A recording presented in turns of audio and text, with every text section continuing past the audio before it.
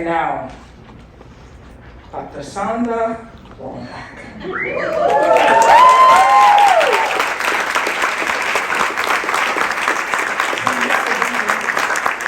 Babe to me. Now she is Dr. Babe.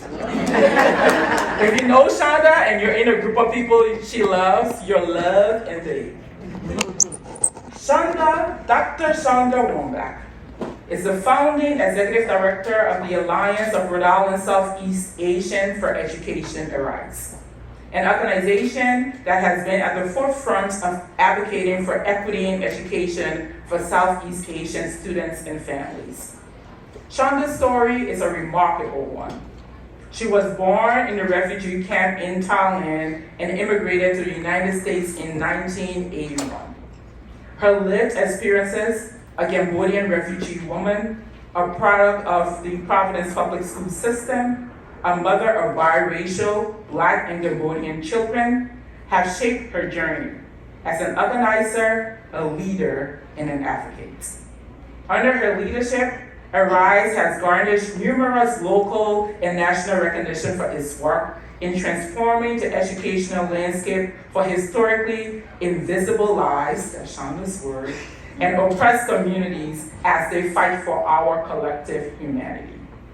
Dr. Womack holds a BA from the University of Rhode Island, a master's in public administration also from URI, a graduate certificate in nonprofit leadership from Rhode Island College, and this year, she decided she will add to those credentials and receive her doctorate in leadership in schooling from UMass Lowell.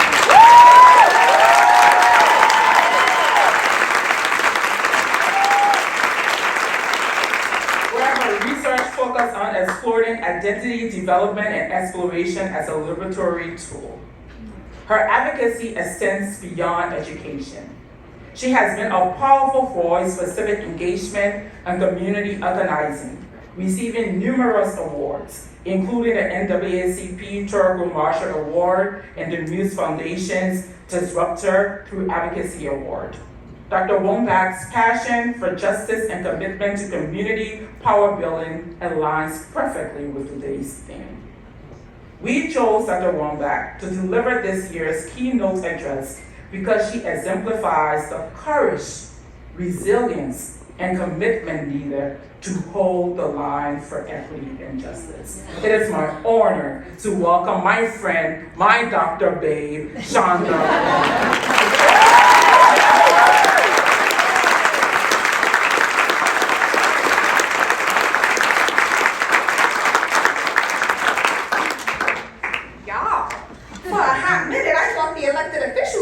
Speakers. All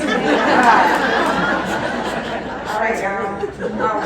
I know it's gonna be lit up in here. Okay? Yes. First, I'd like to. Can I change the slides myself? Is that okay or no? I like that.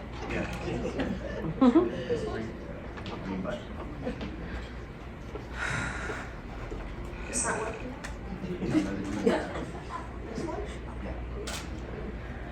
Okay, 25 years, y'all.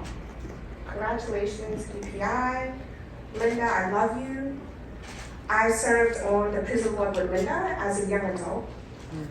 And I will say that Linda and Rachel were the first one, actually when I first founded Arise, to include disaggregated data on Southeast Asians. Right? Y'all remember that? It wasn't, no, the numbers are too small, so we're gonna continue to invisibilize you. That was not the narrative. We're gonna go dig, and we're gonna find some ish. And what did we find?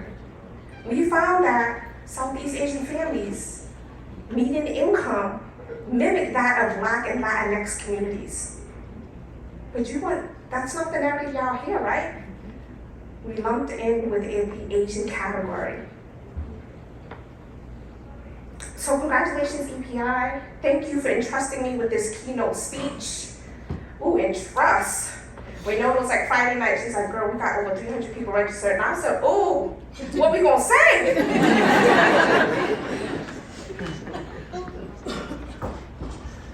Congratulations to the awardees. Rhode Island Kids Count, which has been a movement partner in this work. United Way, Arise, love to our young people in the building.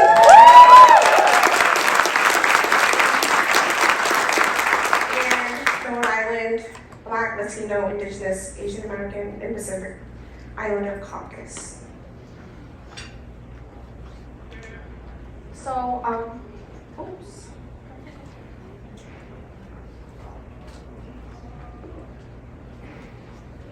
Okay, I'm gonna let you do it, boo. Can you go to my third slide?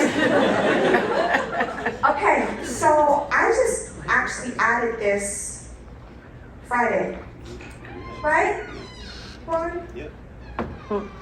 So I went to the press release of the African American Museum of Rhode Island, and I heard Helen Luke speak. Alicia Pina had a powerful poem that brought me to tears. And we didn't plan this, right? The speakers that have come up, the youth artists have talked about and leaned into their identity. Their identity, right? So Helen says, we need this because our young people do not know who they are. We need this because we need to tell our stories. Right? Not through a Eurocentric lens, and not through a westernized lens, and definitely not through a white supremacist lens, because we're going to keep it real for the next, I think I have 20 minutes, 18 minutes, just because the politicians took a lot of that time. So, I put this up because I need y'all to go to that website, and I need you to become members. And then I need you to bring this vision through to fruition. Okay? Next slide, please. So this is going to be a non-traditional keynote speech because I'm Shonda Womack, right? So it's going to be one that's interactive. It's going to be one that's introspective, and we're going to lean into a communal learning exchange, right? Because I want to acknowledge all the other humans in this space. For some reason, like, I don't know if it's written somewhere, like, I love y'all elected officials, Greg Morgan, I love you. But for some reason, y'all act like no one else exists in the room. I want to thank my elected officials in the movement, but there's other humans in the room that actually got y'all elected. We love y'all. But, so I want to say and you're beyond the elected officials. I'm asking us to see each other as whole people in our fullest humanity, right? There's mom, there's aunties, there's tias, there are abuelos, there's there's means, there's booze, beyond our titles, okay?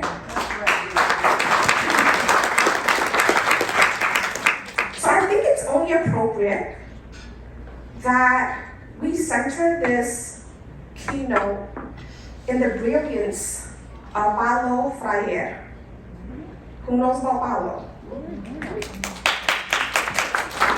So for folks who know about Paulo, he spent his entire life educating impoverished Brazilian students. He spent his entire life working and organizing with working class. That's what we're talking about today, right? Working class. He redefines the term radical, y'all. Radical has been so stigmatized. He's saying, actually, to be radical is to be in the know, is to learn, is to lean into knowledge. And keep it all the way real, the acquisition of knowledge in itself is actually not power. It's the application.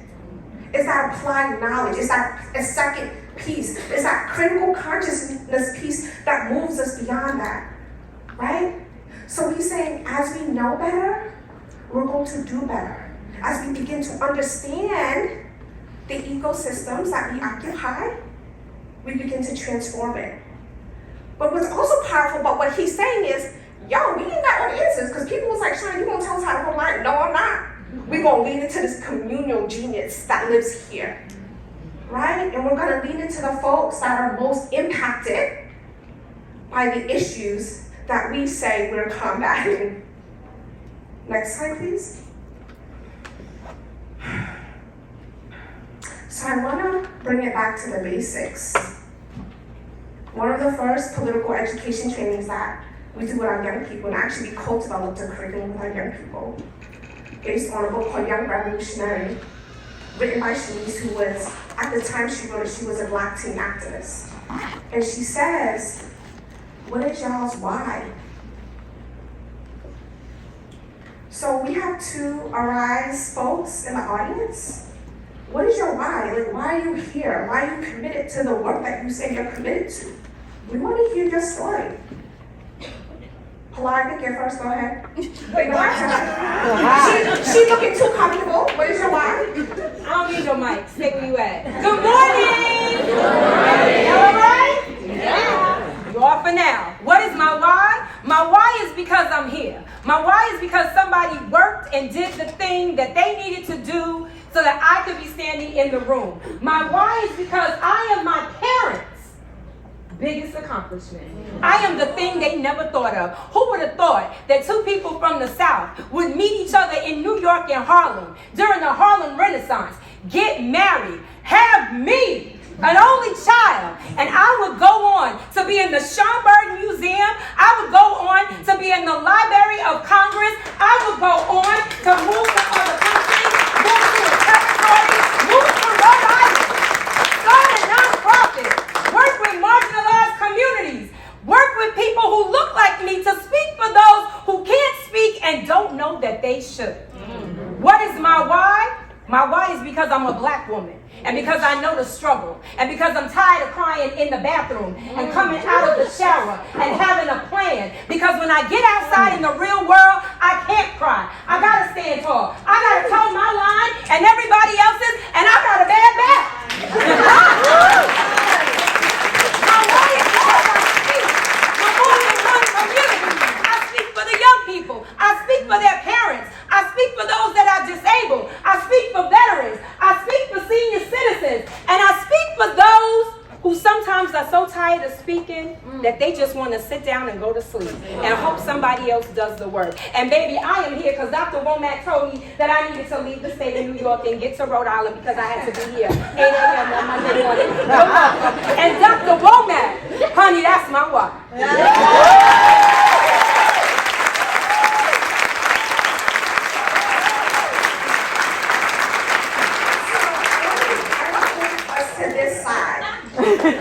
Viva is up in here. She was texting me. She's like, "Oh, girl, so you ain't never gonna speak, because you know." So she gonna send me that text. I was like, "That's so inappropriate." So now, since y'all gonna be chatting, I didn't put Clark to that. I didn't know she prepared a whole soliloquy. That was V. What is your why? Why is my why? I think, same as Pilar, just because of just being here to be able to exist. My parents came as refugees here to this country in 1981 from Laos, crossed that Mekong River, and what else but to do all the work that I do. And so I'm so honored, Dr. Chanda, that you called me out. You mentioned data disaggregation. That's been a lot of my why, and I'm so glad we got that done in 2017, but still needs to be implemented at the Rhode Island Department of Education. I just feel blessed to be able to exist every day, to do this work, and just really honored, and I'm so inspired by you, Chanda. I told Katie to stay because we did the Masters of Public Administration class together at URI. But Chanda, congratulations. I think you deserve all of it. Thank you, love.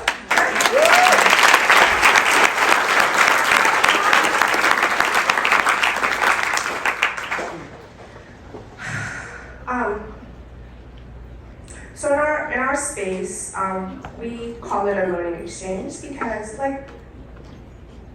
one of the frustrating things is we assume that young people come into spaces as empty vessels, right? So we do a lot of inputting, right? I'm gonna teach you this, I'm gonna do this, I'm gonna just, nah. I think every single time somebody congratulates me about Arise's work, or how did you think? I didn't think about that. All I said was, young people, what y'all want? A simple question. And let's not get it twisted that people don't have voices. I think people actually do. People have mediums for communicating. It's are we creating or co-creating spaces that elevate and amplify those voices? Because clearly, in this report, there are key findings that point to actually no. Because we haven't done enough, and it's glaring. So as I ask y'all to be vulnerable, I'm going to share some of my identity markers and how that's connected to my why. Refugee, the only baby picture I have, that was from the refugee camp in Thailand. As you can see, I have like this number, right? So like, just like you're in the supermarket, you're scanning products. It's like kind of a barcode for us. So are you fully dehumanized before we even set foot to the States?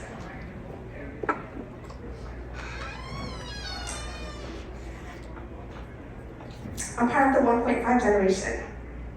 1.5 generation are immigrants and refugees who came to the United States as children. So I arrived in the States when I was 8 months old. I am a child of war and genocide survivors. Y'all know it as the Vietnam War. Southeast Asians know it as the Secret War.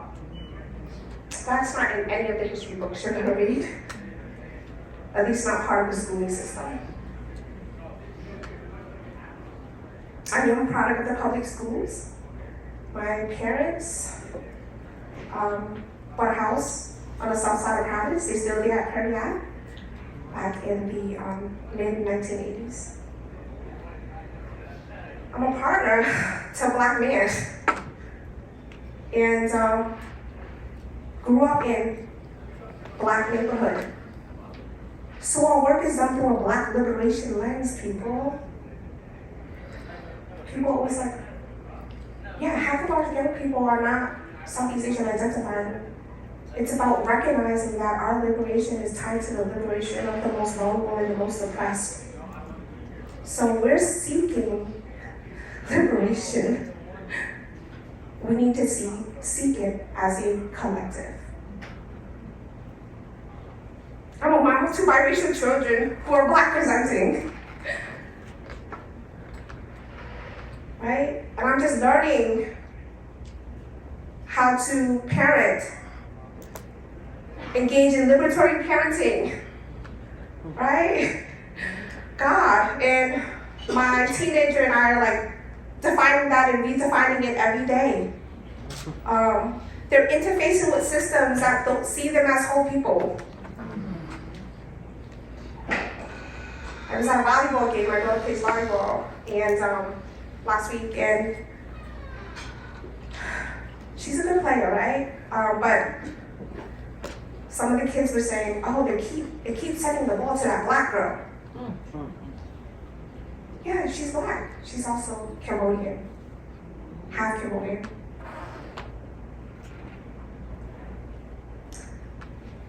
Ethnic studies.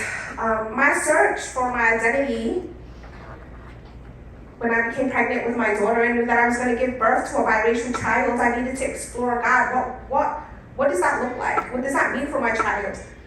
I have never seen myself, my story, reflected in any history book from K-12, graduate, even postgraduate. I had to go seek that out for myself. So the journey of who I am and how the system sees me has been a lifelong one. And you could probably draw some conclusions and assumptions about my why. So I asked you earlier about your why. Can you go to the next slide?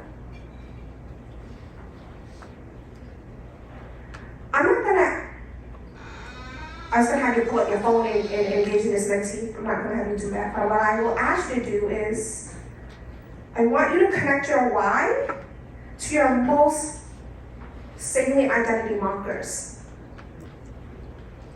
Because I need y'all to see yourselves as whole people. We talk so much about data that we forget they're connected to faces. they're connected to whole humans, whole communities, and whole families. Shonda, you want to share?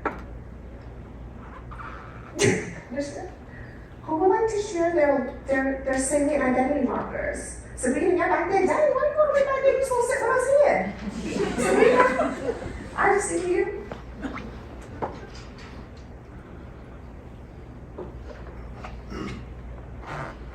Does anybody want to share?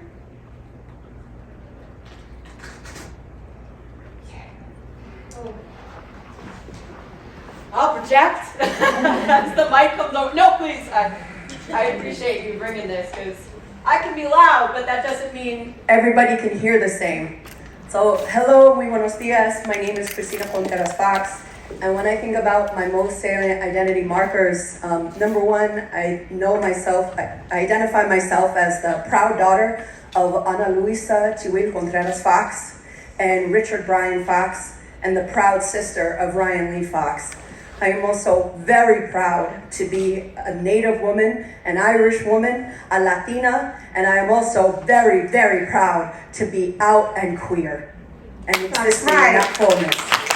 And finally, the last most salient part of my identity to me, and this is not one that I share very often publicly, but as a Catholic woman, in particular someone who follows liberation theology, the idea that the most fundamental commandment that we are meant to live by as Catholics, as Christians, is to love one another as God loves us, which is unconditionally. And so that requires being radical, living in radical love, because as Jesus said, whatever you do to the least of my children, you have done unto me.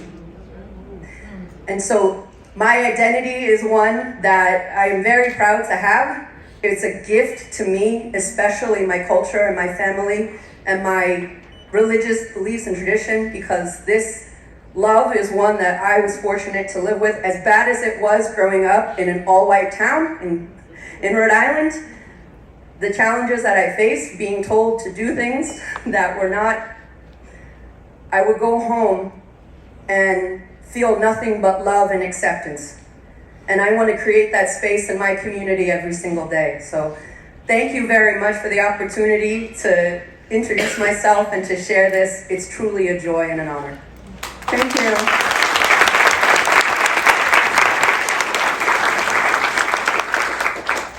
So I'm gonna ask Oscar, because I think Oscar is our youth organizer. And I told Oscar to be prepared for this question. You ready? Yep. Okay. My name's Oscar. My name's Oscar. I'm a youth organizer with Arise, and I grew up outside of Rhode Island. I know I was standing the whole time. My name is Oscar. I'm a youth organizer with Arise, and growing up in New York, I never thought I would be here. I never thought I would live in Rhode Island. I never thought I would be so closely attached to the community fighting for improvements in the public school education system. I grew up mixed in a neighborhood called Clinton Hill in Brooklyn. It's very gentrified, a lot of white people. Most of my friends were white. I had an interesting life. I didn't develop with that many people near me, and I moved to California for 2 years, another completely white area. I hated it. I had no friends. I found myself back in New York, and years go by. I find myself in Rhode Island. I'm about to start at a private school, which I'd never done before. I completely felt isolated. I didn't know a single person here, and eventually my mom got reached out to by another mom at the school, Dr. Womack, and she has a spot for me at Arise, and this would change my life. I embraced that I'm a person of color. I can look at myself and see I'm mixed, but the systems around me are going to see me as a black young man and categorize me and oppress me based upon that. And I've taken up positions in my school's government to make changes to our dress code, which is oppressive towards women. It's very restrictive in ways that I will not go into because that would take too long. But I don't know. I never thought that I had so much potential in me, and I've gained a lot of confidence in who I am. And this is not related to the question. Oops.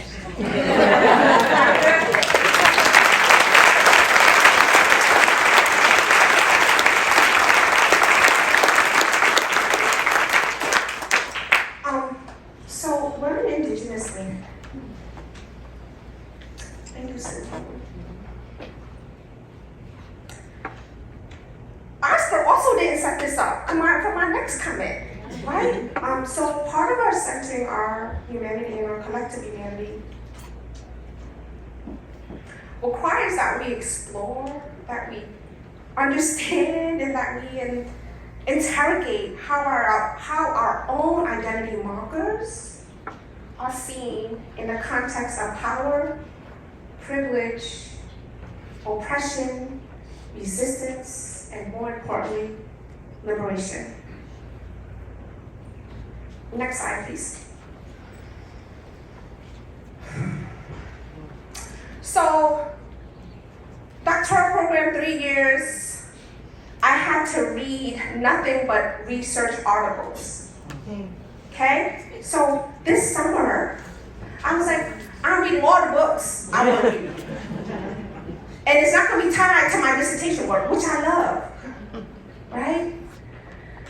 But Rest is Resistance by Tricia Mercy, if you don't know her, she's powerful, founder of the Nat Ministry. Thank you, babe. Right? That was gifted to me by my dissertation advisor when I crossed the stage. She's like, now you need to rest.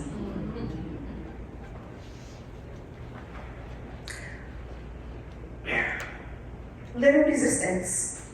I actually found that book myself by an indigenous woman, Caitlin Curtis, who I will, most of sort of the second part of this speech will really center her work and her brilliance. Cambodia's Curse. Lord, I've had this book for like 5 years, right, babe? Like it's been on the bookshelf, and I've been reading 20 pages, putting it back, 30 pages, putting it back. And I'm one of those humans, I know it's weird, stop it. I will read a few books simultaneously because it just invokes different emotions. Like I got Beyonce doing like page 20 reading about her. So I'm just letting you know. But this has been my summer reading.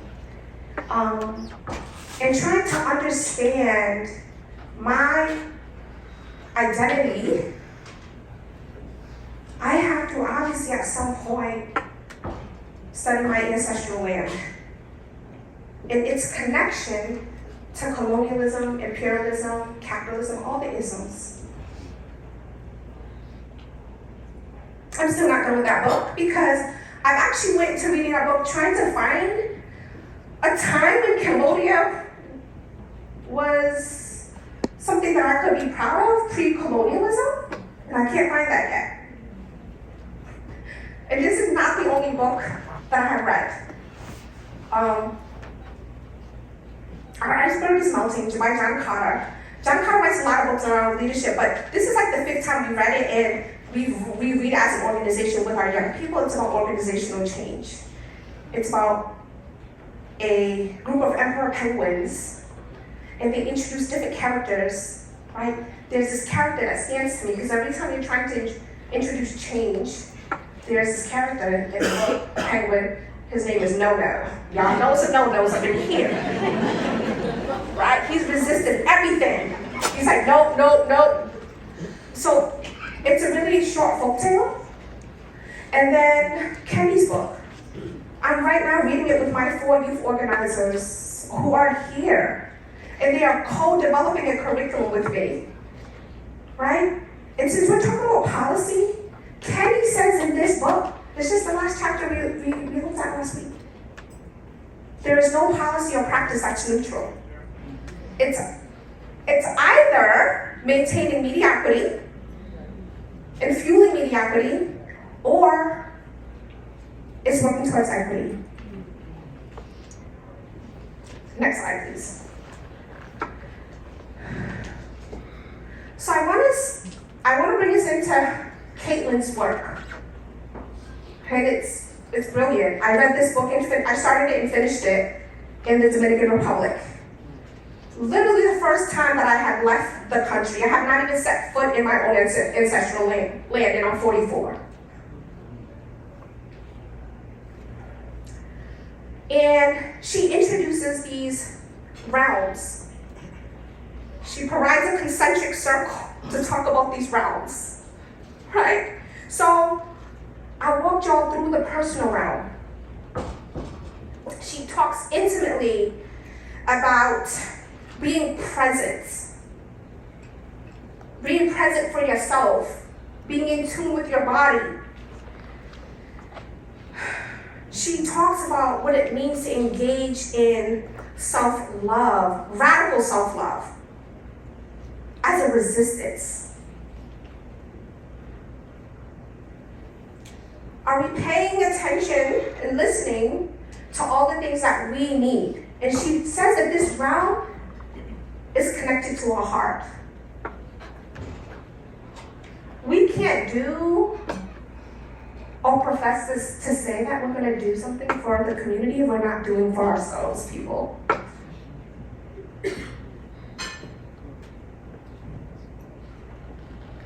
Tricia Hersey talks about, and Curtis refers to Tricia Hersey in her writing. And Tricia Hersey talks about, like, it's beautiful. Like, we've been so socialized to think, like, I'm hustling. I gotta be on the grind. Actually, Tricia Hersey says, your hustle mentality, she says, your hustle mentality is capitalism and white supremacy working together. Think about that. Because your hustle mentality is functioning at the expense of your whole being. Like, we're hustling and we're sick. Right? We're hustling and we're tired. She talks about the communal realm. This is where she talks about our connection to land, to each other, to this kinship, y'all. Kinship. We have to begin to see each other as kinfolk if we're going to do this work in healing ways. The data that we're reading is very traumatic. It's triggering. It evokes a whole plethora of emotions. She talks about child care in the communal realm as resistance. She's not talking about child care in the traditional sense, y'all. Not child care of your children, but child care as a communal. Are we taking care of our young people? Are we listening to our young people? Because soon we're going to be ancestors and they're going to be ancestors. She's talking about those ethical practices of being in community. Right? She's talking as a form of resistance. So the ethical practice piece comes into the how. So we talked about the why, that's significant. But the how, y'all. And you don't get to determine the how by yourself. Y'all know that, right? Because being in community means that you're listening to the community. She talks about solidarity. Solidarity as a form of resistance. Solidarity requires that we're recognizing our full humanity. Even though we have distinct differences, but it's our humanity that should really be anchoring our work and our solidarity work. I mean, shit, y'all. I mean, I wore this shirt because, and I read it as a form of resistance because we are burning books. We are policing knowledge. I gave a talk at I think at Brown University to one of the graduate classes, and one student was like, hey, Shonda, what do you think the biggest issue plaguing the education justice system. And I'm like, it's this policing of knowledge. It's this political, social, and consciousness, right? It's stopping us from acquiring all of that. We're in a country and state right now that's attacking librarians, attacking our reproductive rights. A country rooted in transphobia. Y'all, we had a legislator, man, was it this legislation? Trying to put an anti-CRT bill together with a transphobic bill. We were like, what the hell?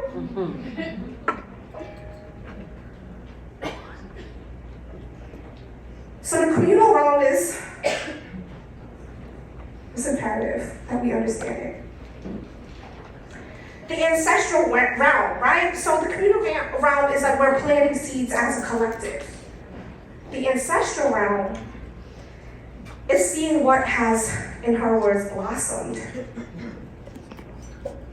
She names decolonizing as a form of resistance. She names generosity as a form of resistance in this realm. She names intergenerational healing. When we first founded Arise, actually, we were like, hold up, we are co-developing our own ethnic studies curriculum as a form of resistance and as a form of intergenerational healing. So when I read that in her book, I was like, damn. We're gonna tell our stories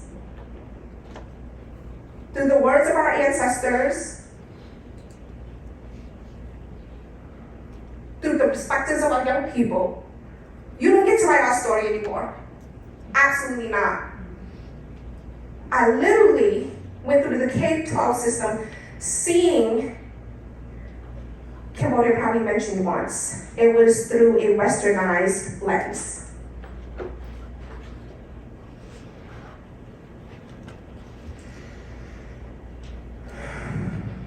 The ancestral realm calls us to honor our ancestors. She says we're here for a reason right now, right? We have to recognize that we soon will become ancestors. We soon need to reflect on what we're leaving behind for the next generation. It's actually generation now. And that last round is the integral round. So that's where you're bringing sort of that learning and unlearning, right? And assessing and reflecting. The work doesn't end. She just provides a beautiful illustration. Indigenous brilliance and wisdom. Like on how we could begin to do the work.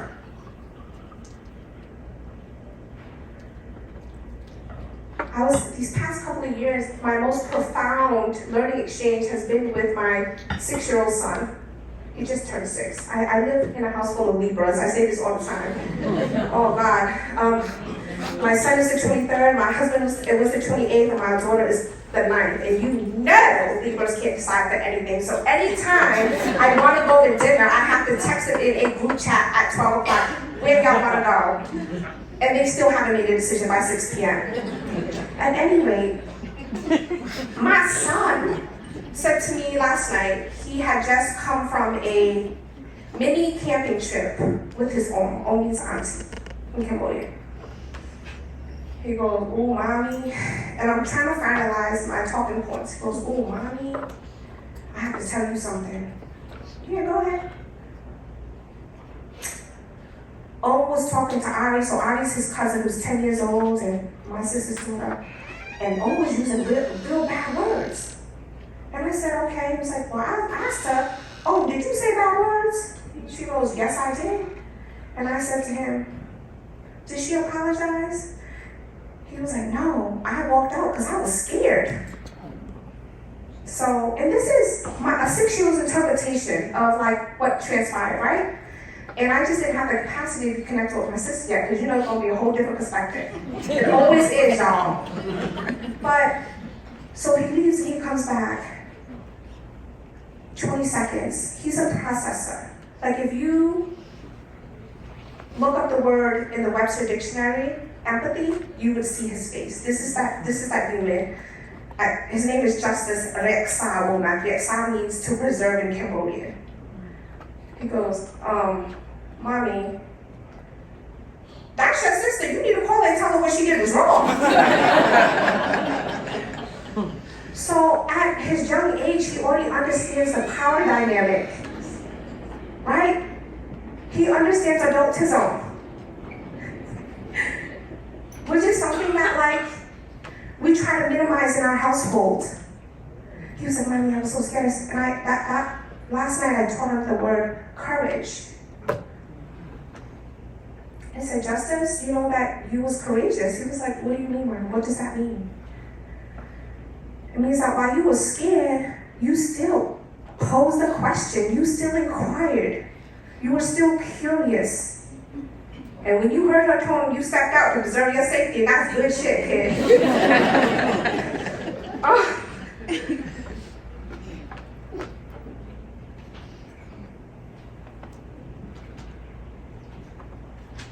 My dissertation work was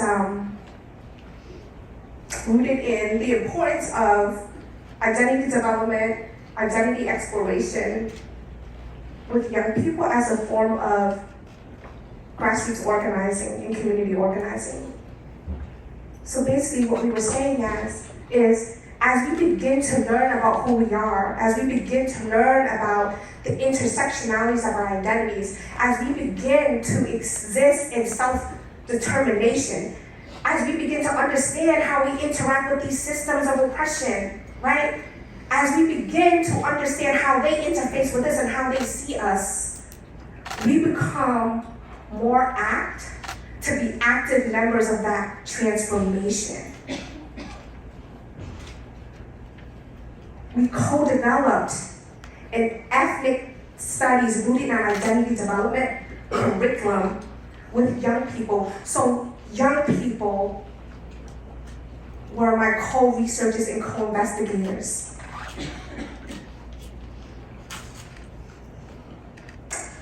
My dedication was to all the young people and all the adults who went through the entire United States education system, not seeing their stories, their people, and histories reflected.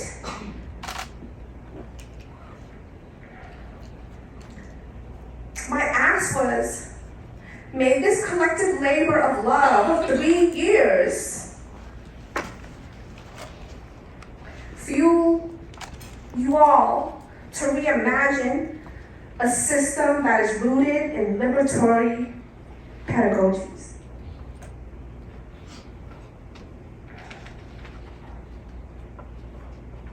Curtis calls this dreaming as a form of resistance, reimagination as a form of resistance, and please don't get it twisted because it's not a new concept.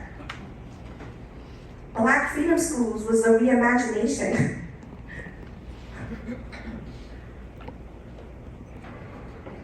Ethnic Studies movement was a reimagination.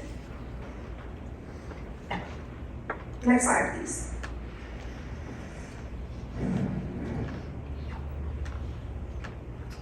So, the Ryman Standard of Need report, we know it was like, babe, just read these pages, specific pages. So that, because it's 49 pages, y'all.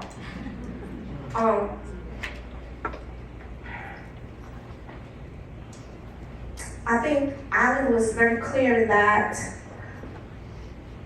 we made, yes, tremendous progress. And yet, the standard of need still is not enough, and it wasn't enough. That's what he was trying to say to y'all real nicely. Trying to show y'all all this good data, right?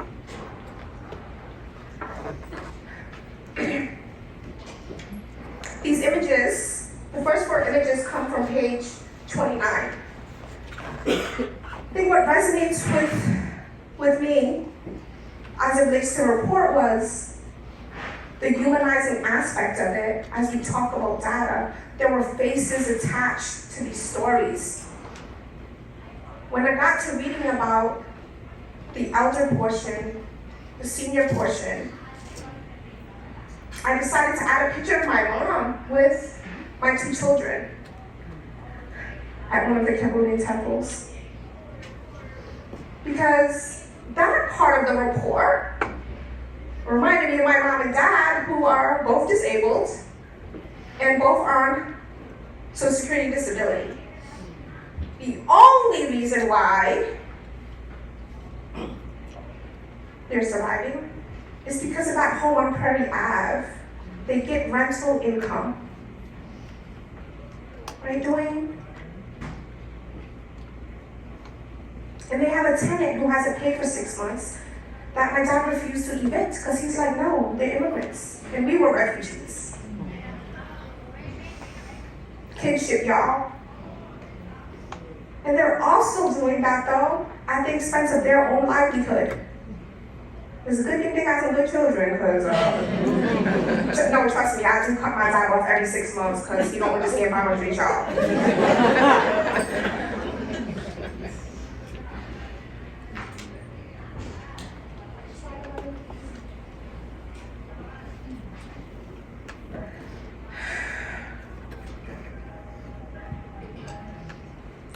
So EPI's call to action, right, is clear. Hold the line for equity and justice. It's clear what Winona has said today is that actually we have to do more than hold the line. She's actually said that multiple times. And she introduces what they're referring to as a standard of opportunity and then a standard of thriving.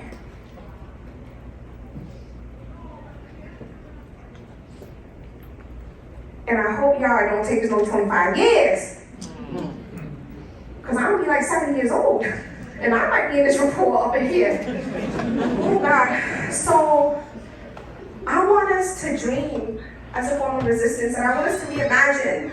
So I provided that last illustration.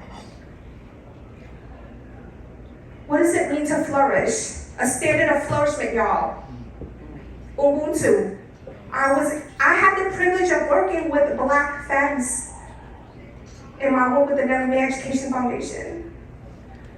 And they were like, hey, let's talk about what it means to flourish. What are those external conditions that's going to allow us as individuals and as communities to flourish?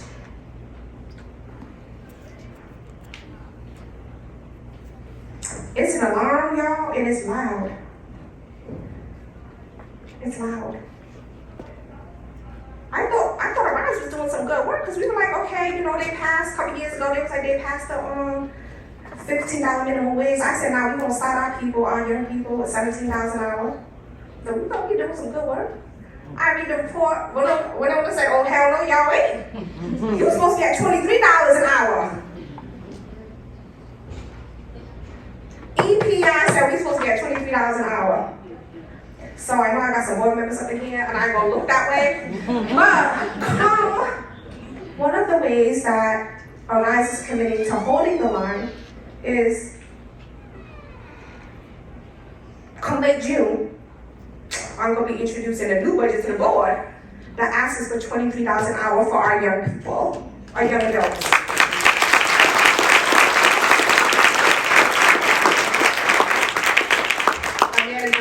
Get on the board, get on that for me, please. So, the message has been, we should protect the child care, healthcare, food, and cash assistance programs, as quoted in the EPI report. And we need to do much more than that.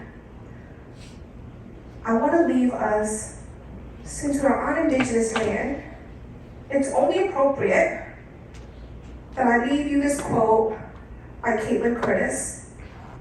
Next slide.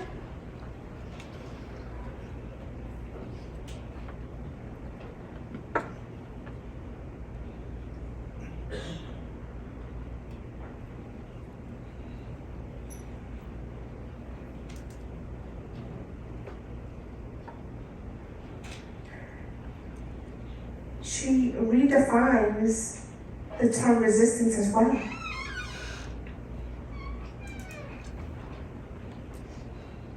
The term resistance has been so stigmatized, right? So watered down. She's basically saying that actually we need to be living resistance. And it requires that we live resistance in all the ways we occupy in our ecosystem. Thank you for having me.